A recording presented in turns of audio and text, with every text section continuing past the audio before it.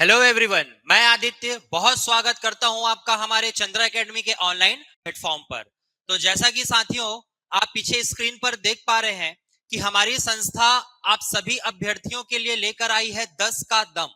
और इस 10 के दम सीरीज में हम चंद्रा एकेडमी के सभी अनुभवी और अपने अपने सब्जेक्ट महारत फैकल्टी आपको आगामी व्यापम और सीजीपीएससी की विभिन्न परीक्षाओं में अक्सर पूछे जाने वाले इंपॉर्टेंट टॉपिक को डील करेंगे। तो इस श्रृंखला में साथियों मैं आज आपके सामने लेकर आया हूं सीजीपीएससी मुख्य परीक्षा, सीजीपीएससी मेंस का वो फेवरेट टॉपिक जो कंटिन्यूटी में हर साल कभी 2 नंबर में, कभी 4 नंबर में, तो कभी 8 नंबर में पूछा जा रहा है। तो सारे क्वेश्चन को कंसाइज करते हुए आज हम लोग एक ऐसे नए टॉपिक पर बात करेंगे जो हमारे लिए आगामी एग्जाम के हिसाब से बहुत ही महत्वपूर्ण होने वाला है।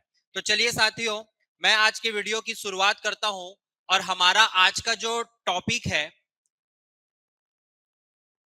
वो टॉपिक है, आज हम पढ़ेंगे एक ऑर्गेनाइजेशन के बारे में और उस ऑर्गेनाइजेशन का नाम है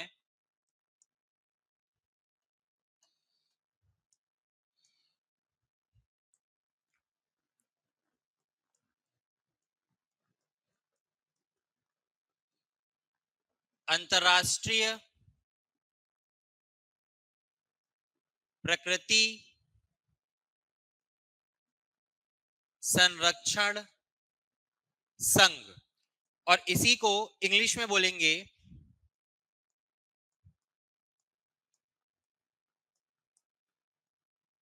इंटरनेशनल यूनियन फॉर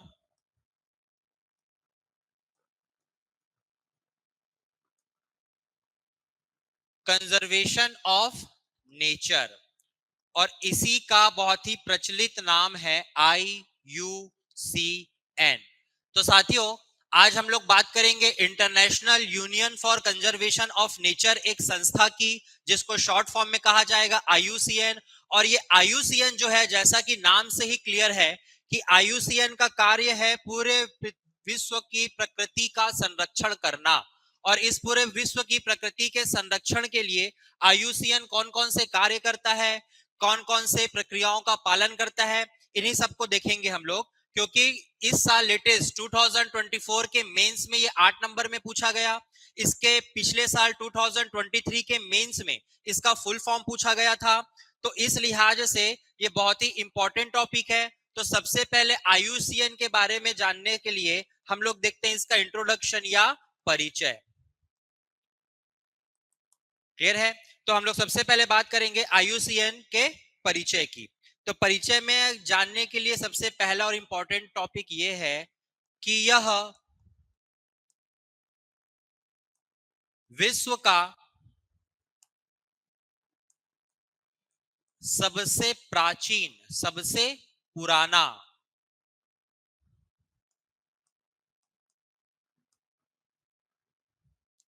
पर्यावरणीय संगठन है। अगर IUCN की बात करें तो IUCN की पहचान क्या है कि यह पर्यावरण के क्षेत्र में कार्य करने वाले सभी ऑर्गेनाइजेशन और संगठनों में से सबसे पुराना है। और कितना पुराना है, तो इस कितना पुराना को जानने के लिए हमको देखना पड़ेगा इसकी स्थापना। तो अगर बात करें IUCN की स्थापना की, तो इसकी स्थापना का जो डेट है वो है अक्टूबर 1948। तो 1948 अक्टूबर 1948 में IUCN की स्थापना की गई थी। और स्थापना के साथ ही इसका जो सेकंड महत्वपूर्ण पहलू है वह है मुख्यालय। देखिए साथियों, जनरली इंटरनेशनल ऑर्गेनाइजेशन में बहुत सारे जो मुख्यालय रहते हैं वो बहुत ही इंपॉर्टेंट रहते हैं।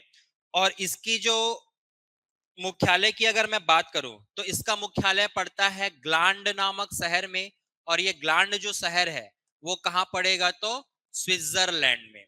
स्विट्जरलैंड के ग्लांड शहर में IUCN की स्थापना की गई थी अक्टूबर 1948 में, जो कि पर्यावरण के क्षेत्र में कार्य करने वाली विश्व की सबसे प्राचीन या सबसे पुरानी संस्था है। इसके अलावा IUCN जो है ध्यान रखना कि वह संयुक्त राष्ट्र संघ का, यूनाइटेड नेशन का सदस्य नहीं है, या आईयूसीएन यूनाइटेड नेशन से संबद्ध नहीं है बोल सकते हो।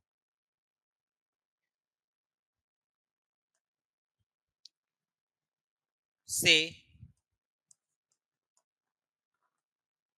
संबद्ध नहीं है, बल्कि यह संयुक्त राष्ट्र में, यूनाइटेड नेशन में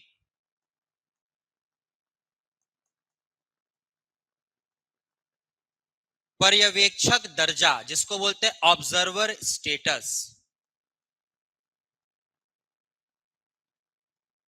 पर्यवेक्षक दर्जा प्राप्त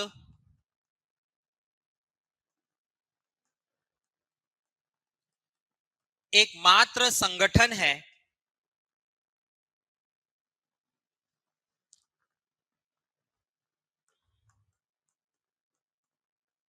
एकमात्र संगठन है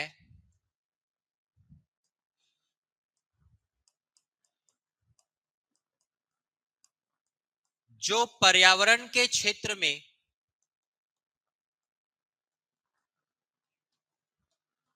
कार्य करता है। तो ये प्रीलिम्स के हिसाब से भी और आपके नॉलेज के हिसाब से भी थोड़ा इंपॉर्टेंट है कि आईयूसीएन जो इंटरनेशनल ऑर्गेनाइजेशन है इन्वायरमेंट के फील्ड में काम करने वाला, यह यूएनओ से संबंधित नहीं है, बल्कि यूएनओ में इसको कौन सा दर्जा मिला हुआ है, तो ऑब्जर्वर स्टेटस, पर्यवेक्षक दर्जा प्राप्त एकमात्र संगठन है जो कौन से क्षेत्र में काम करता है, तो पर्यावरण के क्षेत्र में कार्य करता है। क्लियर है? तो विश्व की सबसे पुरानी पर्यावरणीय संस्था है आईयूसीएन, जिसकी स्थापना हुई थी अक्टूबर 1948 में, और जिसका मुख्यालय हमको मिलता है स्विट्जरलैंड के ग्लांड शहर में। और यह आईयूसीएन जो है, यह यूएनओ से, यूनाइटेड नेशन ऑर्गेनाइजेशन से संबद्ध नहीं है, बल्कि यह यूनाइटेड नेशन में एक ऑब्जर्वर स्टेटस, पर्यवेक्षीय दर्जा प्राप्त एक संस्था है जो कि पूरे विश्व में पर्यावरण के संरक्षण के लिए कार्य करता है। क्लियर है? और क्या कार्य करता है? तो आईयूसीएन जो है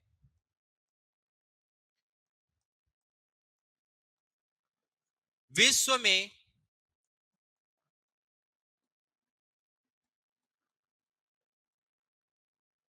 संकटग्रस्त प्रजाति, इंडेंजर्ड स्पीसीज, संकटग्रस्त प्रजातियों के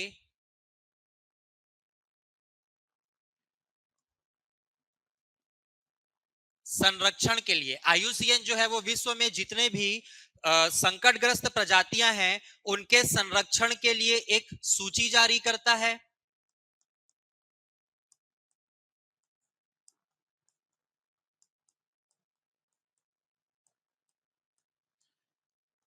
जिसे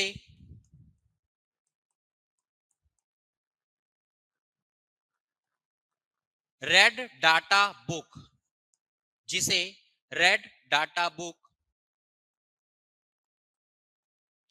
कहा जाता है। तो साथियों, इस साल के क्वेश्चन एग्जाम में जो क्वेश्चन आया था वो यहीं से आया था कि आईयूसीएन विश्व की संकटग्रस्त प्रजातियां, चाहे वो जीव जंतुओं की हो चाहे वनस्पतियों की हो, ऐसे ही संकटग्रस्त प्रजातियों से के संबंध में उनके लिए एक डाटा जारी करता है जिसको कहते हैं रेड डाटा बुक। और इस रेड डाटा बुक का ही विश्लेषण करने के लिए एग्जाम में कहा गया था। तो ये रेड डाटा बुक है क्या, तो लिख देखते हैं। रेड डाटा बुक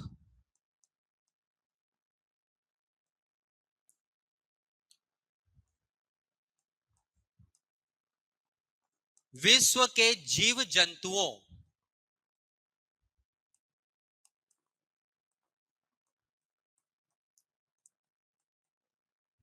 की संख्या में कमी,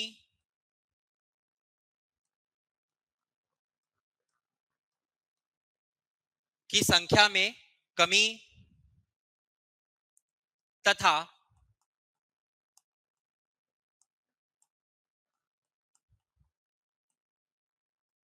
उनके विलुप्त होने के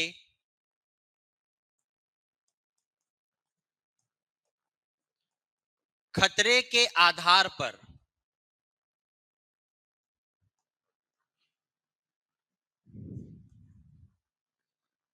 इन जीव जंतुओं को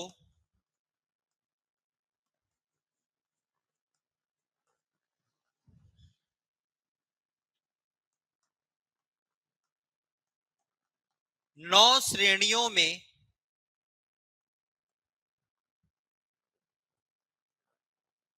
विभाजित करता है। रेड डाटा बुक क्या है? तो रेड डाटा बुक विश्व में जितने भी संकटग्रस्त जीव जंतु हैं, जिनकी संख्या में लगातार कमी आ रही है, तो ऐसे जीव जंतु जिनकी संख्या में कमी आ रही है और उनके विलुप्त होने का खतरा, एक्सटिंक्शन का खतरा कितना है, इस आधार पर सभी जीव जंतुओं को वो कितनी कैटेगरी में बांटता है? तो 9 कैटेगरी में बांटता है। और आज के वीडियो में हम लोग इसी 9 कैटेगरी को थोड़ा डिटेल में पढ़ेंगे।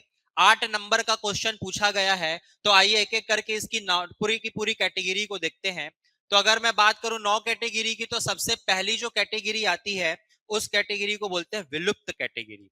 क्या बोलेंगे? तो विलुप्त, एक्सटिंक्शन जिसको बोलेंगे, एक्सटिंक्ट।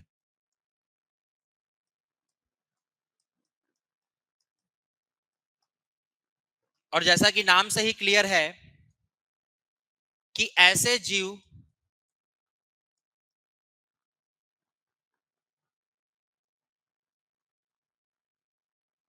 जो विश्व में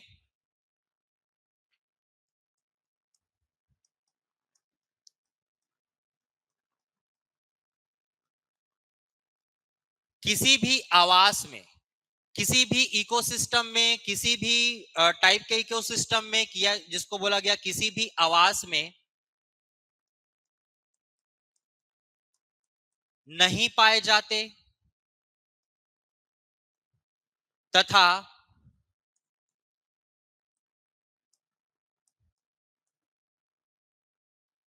नहीं पाए जाते तथा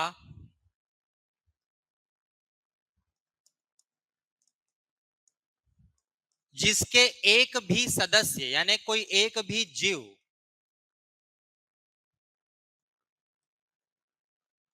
लंबे समय से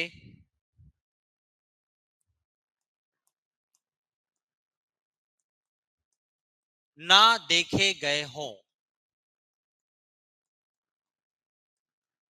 तो बहुत शॉर्ट और क्लियर डेफिनेशन है कि ऐसे जीव जंतुओं की प्रजाति जो विश्व के किसी भी हैबिटेट में, किसी भी आवास में या किसी भी इकोसिस्टम में नहीं पाए जाते, और जिस समुदाय का या जिस कम्युनिटी का एक भी जीव वर्तमान में जीवित नहीं बचा है, मतलब पूरे विश्व में जिनका कोई भी अस्तित्व देखने को नहीं मिलता, ऐसे जीव को कौन सी कैटेगरी में रखेंगे? तो विलुप्त की कैटेगरी में। तो उस 9 श्रेणियों में पहली श्रेणी जो है वो एक्सटिंक्ट की है, मतलब कि ऐसे जीव जंतु जो कि अब पूरी तरीके से क्या हो चुके हैं? तो विलुप्त हो चुके हैं।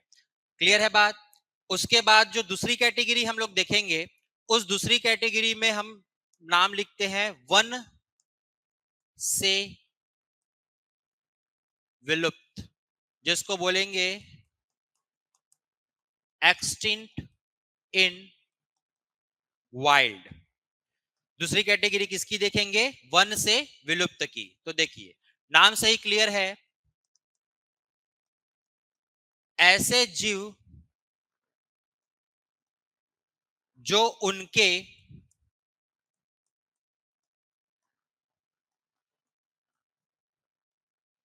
प्राकृतिक आवास में नहीं पाए जाते,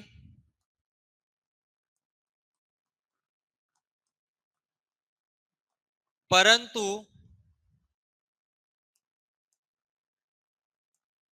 इनके कुछ सदस्यों को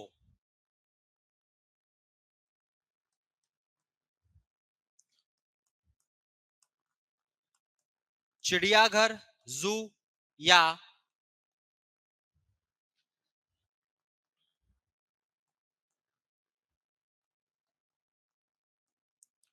किसी संरक्षित क्षेत्र में रखा गया। तो एकदम क्लियर है, वनों से विलुप्त मतलब ऐसे जीवों की प्रजातियां जो उनके नेचुरल हैबिटेट में, उनके प्राकृतिक आवास में, और इतना ध्यान रखिएगा कि किसी भी जीव का जो प्राकृतिक आवास होता है वह होता है फॉरेस्ट या वन। वो जंगल ही उनका प्राकृतिक आवास होता है। तो ऐसे जीव जो उनके प्राकृतिक आवास में मतलब किसी जंगलों में नहीं पाए जाते, पर उनके संरक्षण के लिए हो सकता है कि कुछ सदस्यों को या कुछ जीवों को किसी चिड़ियाघर में या किसी कंजर्वेशन एरिया या संरक्षित एरिया में कंजर्व किया गया हो, संरक्षित किया गया हो, ऐसे जीवों को दूसरी कैटेगरी में रखेंगे। और दूसरी कैटेगरी क्या है? तो वन से विलुप्त की कैटेगरी है। क्लियर है? तो पहला हम लोगों ने देख लिया पूरी तरीके से विलुप्त प्रजाति। दूसरा कैटेगरी जो है वो केवल वनों से विलुप्त प्रजाति है, मतलब वो वनों में नहीं पाए जाते, परंतु किसी चिड़ियाघर में या किसी संरक्षण केंद्र में उनका अस्तित्व देखने को मिलता है। इसको हम लोग बोलेंगे वन से विलुप्त, एक्सटिंक्ट इन वाइल्ड। तीसरी जो कैटेगरी है साथियों, वो मोस्ट इंपॉर्टेंट कैटेगरी है और उस कैटेगरी को बोलते हैं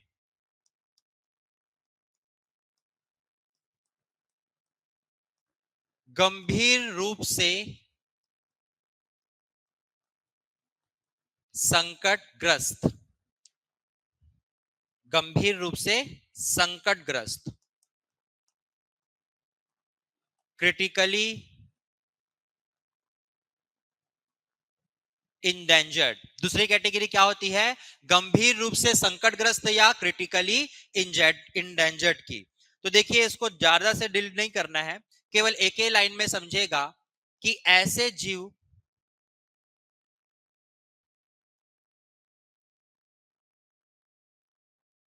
जिनकी संख्या में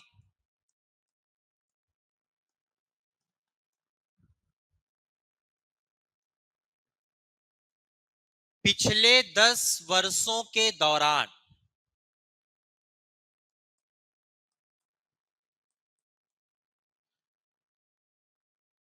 90% की कमी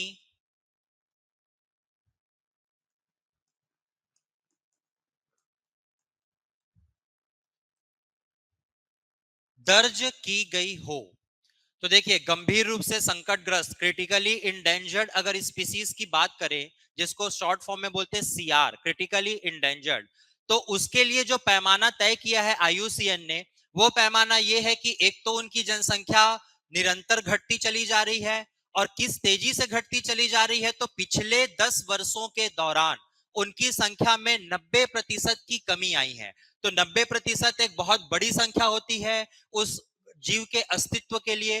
तो 90% से भी ज्यादा अगर डिक्लाइन या कमी देखी गई है उसकी जनसंख्या में, तो ऐसे जीवों को कौन सी कैटेगरी में रखा गया है रेड डाटा बुक में? तो क्रिटिकली इंडेंजर्ड या गंभीर रूप से संकटग्रस्त जीवों की कैटेगरी में रखा गया है। समझ गए बात? तो पहला होगा वन विलुप्त, दूसरा होगा वन से विलुप्त, तीसरी कैटेगरी जो है वो गंभीर रूप से संकटग्रस्त या क्रिटिकली इंडेंजर्ड की। और उसका पैमाना क्या तय किया गया है? तो पैमाना तय किया गया है पिछले 10 वर्षों में उनकी जनसंख्या में कितने प्रतिशत की कमी दर्ज की गई हो? तो 90% कमी दर्ज की गई हो।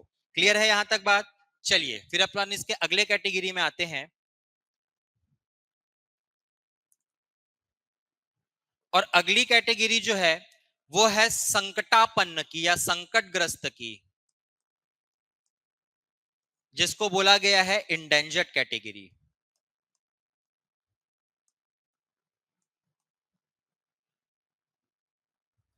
तो अगली कैटेगरी किसकी है? संकटग्रस्त की, या क्या बोलते हैं इसको, ये भी बोला जा सकता है संकटापन्न। एक नया शब्द यूज होता है जिसको बोलते हैं हम लोग संकटापन्न या संकटग्रस्त, या बोलेंगे उसको इंडेंजर्ड। तो इसको भी अगर परिभाषा की बात करें तो एक ही लाइन में समझना है कि ऐसे जीव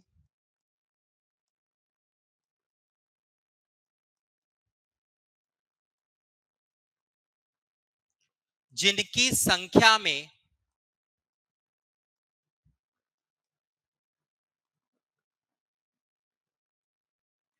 पिछले 10 वर्षों के दौरान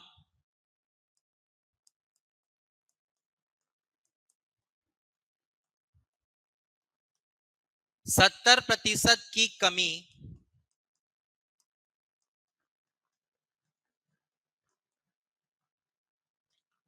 दर्ज की गई हो। तो अगर वो जीव पिछले 10 वर्षों में उसकी जनसंख्या में, पिछले 10 वर्षों में उनकी जनसंख्या में कितनी कमी दर्ज होती है? 70% की अगर कमी आई है तो ऐसे जीवों को कौन सी कैटेगरी में रखा जाएगा? तो संकटापन्न, संकटग्रस्त या इंडेंजर्ड कैटेगरी में। अगर पिछले 10 वर्षों के दौरान उनकी जनसंख्या में अगर 90% की कमी आई है तो उन्हें कौन सी कैटेगरी में रखा जाएगा? गंभीर रूप से संकटग्रस्त की। क्लियर है बात? तो अगली कैटेगरी हो गई संकटापन्न की, जिसमें पैमाना क्या है? तो 70% की कमी। इसके बाद हम लोग देखेंगे अगली कैटेगरी, और अगली कैटेगरी को हम लोग बोलते हैं सुभेज्ञ या संवेदनशील। सुभेज्ञ या संवेदनशील, इंग्लिश में इसको बोलते हैं वल्नरेबल।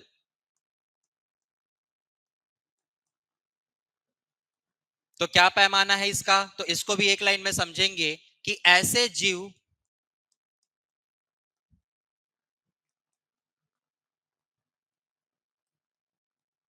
जिनकी संख्या में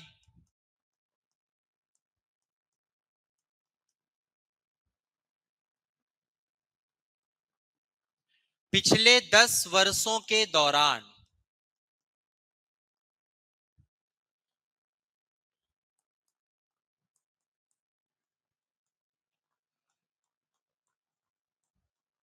पचास प्रतिशत की कमी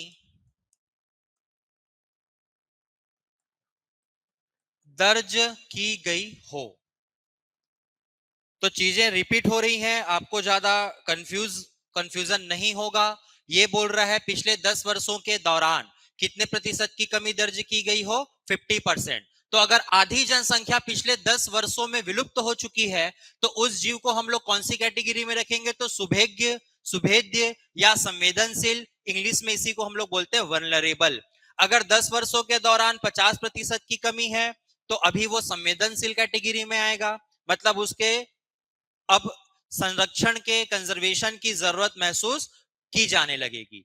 अगर वहीं पिछले 10 वर्षों के दौरान उनकी संख्या में अत्यधिक गिरावट आई हो, और कितने प्रतिशत की गिरावट हो? 70% की, तो वो एक कैटेगरी ऊपर चला जाएगा, उसको बोलते हैं इंडेंजर्ड या संकटापन्न स्थिति। और अगर वही कैटेगरी, वही डिक्लाइन जो है पॉपुलेशन का, वो अगर पिछले 10 वर्षों के दौरान 90% जनसंख्या में कमी दर्ज की गई हो तो वो कौन सी कैटेगरी में आएगा? गंभीर रूप से संकटग्रस्त की। तो 90% गंभीर रूप से संकटग्रस्त, 70% संकटग्रस्त, 50% जो है वो कौन सी कैटेगरी में आएगा? तो संवेदनशील। कुल कितने कैटेगरी अभी तक हमने देखे हैं? तो 5। पहला विलुप्त का, दूसरा वन से विलुप्त, तीसरा गंभीर रूप से संकटग्रस्त, चौथा कैटेगरी है संकटापन्न और या इंडेंजर्ड की, और पांचवा कौन सा देखने को मिलेगा? तो सुभेज्ञ कैटेगरी, जिसको हम लोगों ने क्या कहा? तो संवेदनशील। क्लियर है यहां बात? चलिए इसके आगे अब हम लोग अगली कैटेगरी देखते हैं,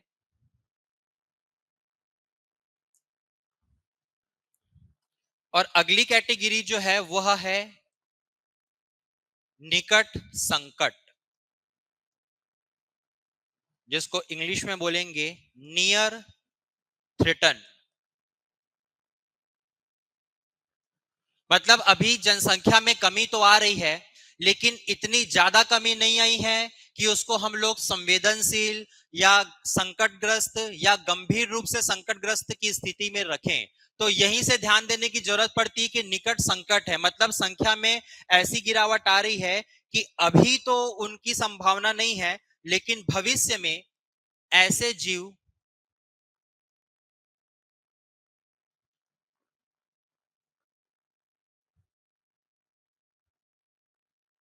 जिनकी संख्या में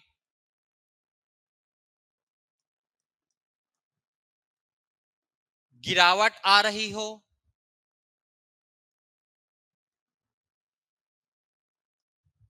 तथा भविष्य में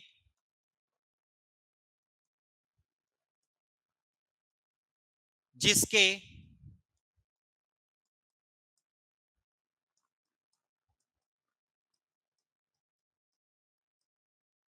संकटग्रस्त होने का अनुमान हो।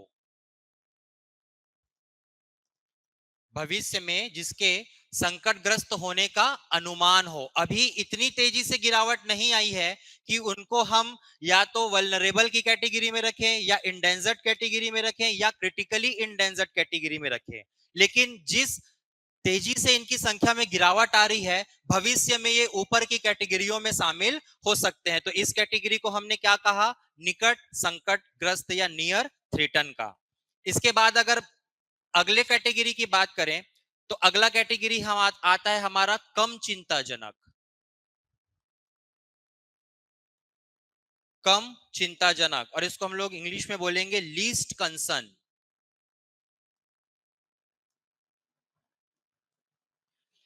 कम चिंताजनक है मतलब इन जीवों की अभी वर्तमान में इनके प्राकृतिक आवास में, इनके नेचुरल हैबिटेट में पर्याप्त संख्या मौजूद है। अभी इनके ऊपर किसी भी प्रकार का खतरा देखने को नहीं मिल रहा है, उसको हम लोग बोलेंगे कम चिंताजनक की कैटेगरी। इसके बाद जो हम लोग अगली कैटेगरी देखेंगे, ये है आठवीं कैटेगरी। टोटल 9 कैटेगरी में बांटा गया है। आठवीं कैटेगरी जो है वो है आंकड़ों का अभाव।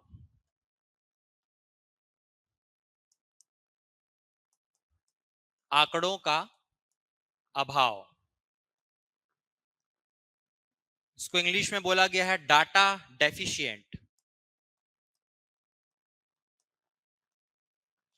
मतलब ऐसी प्रजातियां जो आईयूसीएन के मापदंडों में, जो रेड डाटा बुक तैयार करने के जितने भी मापदंड बनाए गए हैं, उन मापदंडों के अनुसार जिनके जिनकी गिनती नहीं की गई है, जिनको किसी भी श्रेणी में रखा नहीं गया, मतलब उनके लिए क्या है? तो डाटा का अभाव है। तो इसको आठवीं कैटेगरी में रखा गया है, जिसको कहा गया डाटा डेफिशिएंट की। और नौवीं जो कैटेगरी है, last category red data book की, उसको हम लोग बोलते हैं